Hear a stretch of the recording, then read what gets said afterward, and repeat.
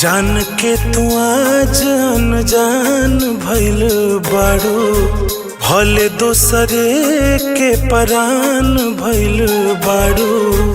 जान के तू आज अनजान भइल बाड़ू, भले दोसरे के परान भइल बाड़ू।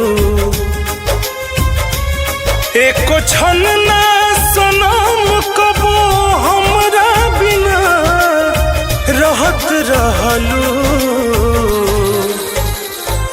याद करो हमरे नाम के सिंगार, छुप छुप के करत रहलू।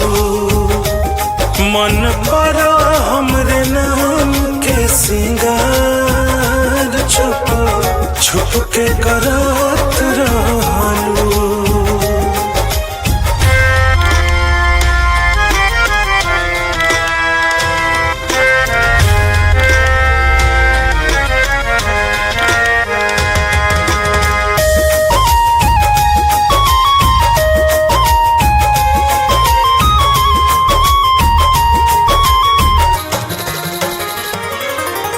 कितना वादा कितना क्रिया खैले रहू हमसे, दिले बारू जखम जवन भरे न मर हमसे, भरे न मर हमसे।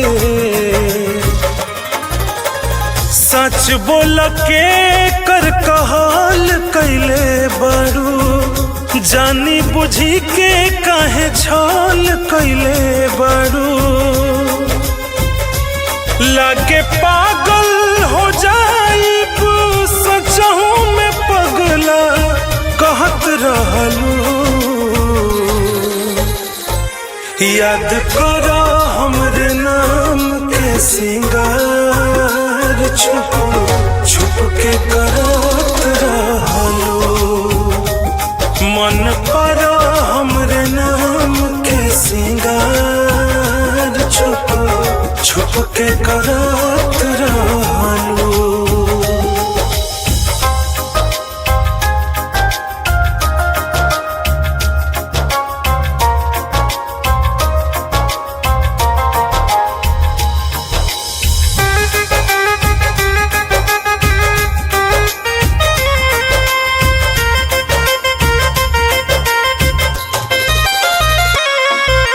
जहर जिंदगिया लागताटे चल जाई जान हो, तड़प तड़प के रोवत दिलवा बिखर गइल अरमान हो, बिखर गइल अरमान हो।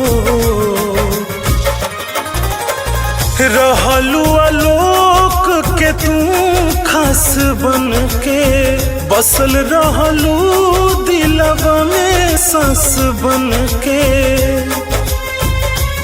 कितना ताना जमाना के हमरे खातिर तू सहत रहलू। याद करो हमरे नाम के सिंगार, छुप छुप के करत रहलू।